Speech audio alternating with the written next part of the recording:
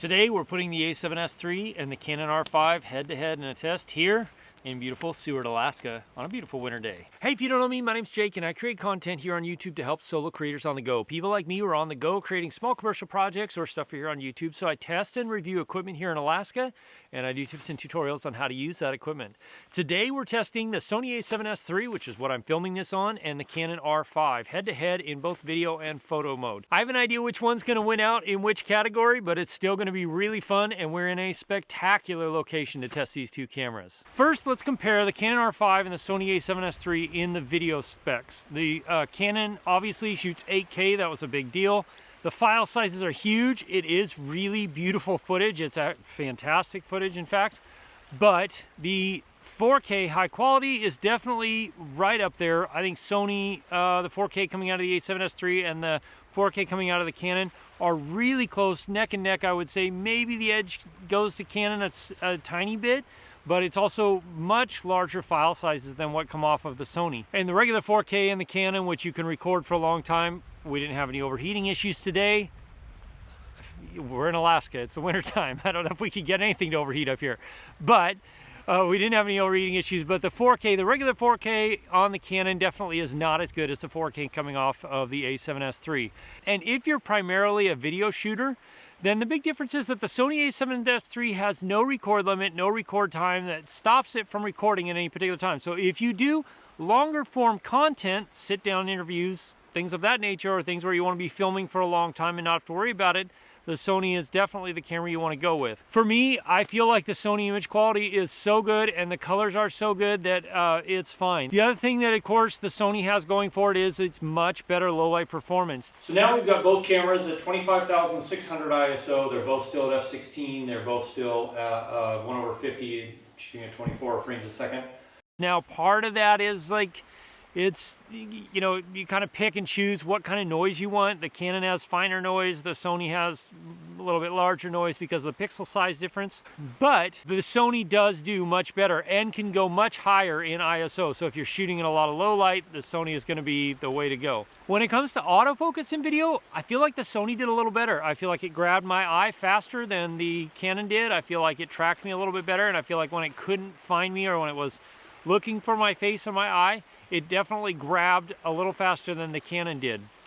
But, you know, that's 6 and 1/2 dozen. We did try and match up the speed as close as we could on both of them. They're different, so there's a little bit of difference, but I feel like Sony has just done a tremendous job. And the Sony eye autofocus works in incredibly low light or very highly overexposed light as well. And I feel like it works a little bit better in strong backlight situations. And part of that, I think, is due to the dynamic range of the a7s III. I feel like is better than the Canon.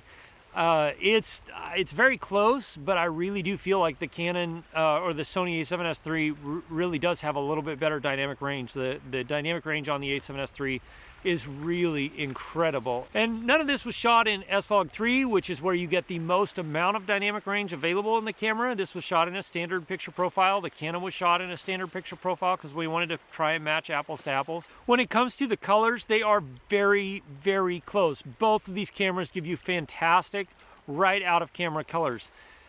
I think it really comes down to just your personal opinion and which one you like better. There's not like a really bad or a really good example. They're just, each one of them leans a slightly different direction.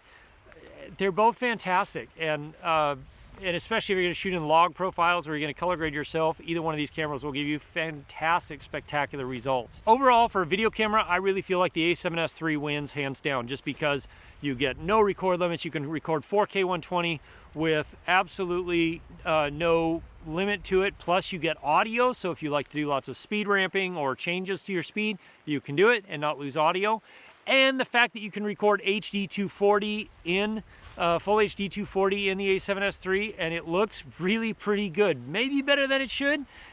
I mean, you're recording 240 frames a second on a full frame sensor in 1080p, and it's really pretty with autofocus, which is pretty spectacular. You can see in these examples here, I mean, the 240 HD is really something. When you have something that's really fast motion, you want to really slow it down so people can see it and really watch it unfold in really slow motion. There's just no other way to go. So as a video camera, I really think the Sony a7s III is a better camera. It is. But there's also photography. Now, when it comes to photography, the Canon is a better camera. It's the 45 megapixels. It produces fantastic images. They're beautiful. They're really sharp. You get lots of detail. And so that is going to be the better camera if you do strictly photography. But I was surprised at how much more dynamic range was in the Sony kind of by default. Now, you can play around with them in post, in Lightroom, and get really similar results. But just coming straight out of the camera, the Sony distinctly had more dynamic range in its photos. And really, if all you're doing is sharing them online, using them on websites, posting them on social media, you don't really need more than 12 megapixels. You can print 12 megapixels off to a really large size. When it comes to handheld stabilization, the Sony a7s III does a good job, but the Canon definitely has a better in-body built-in stabilization in the camera.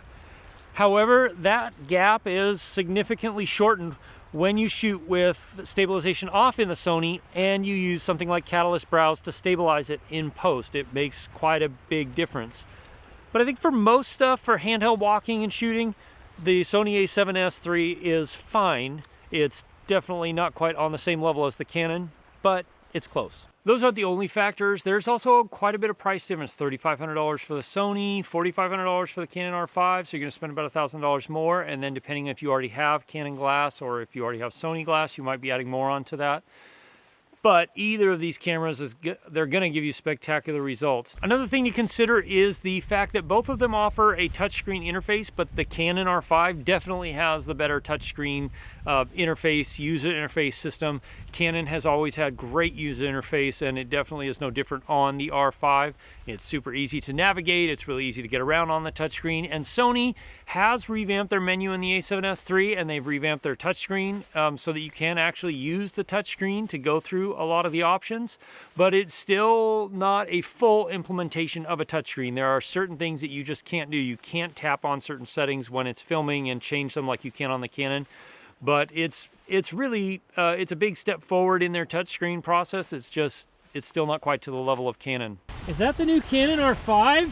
Oh, I heard that it's good. Does it overheat? I heard it overheats. you know, not on days like today.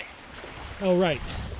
That's right. We're in Alaska in the winter, in the cold. It's probably not going to overheat today. If you want to see some other cameras that I've reviewed and tested here in Alaska, click or tap there. That'll take you to a small playlist. As always, if you have questions, ask me in the comments below. I'll do my best to answer them. And you can join my live stream Wednesday nights at 4 p.m. Alaska time, 8 p.m. Eastern, where we can answer your questions live. I've just got a couple miles to hike back as the sun is setting to go home after a 2-hour drive. I'll see you again soon in the next video. Cheers.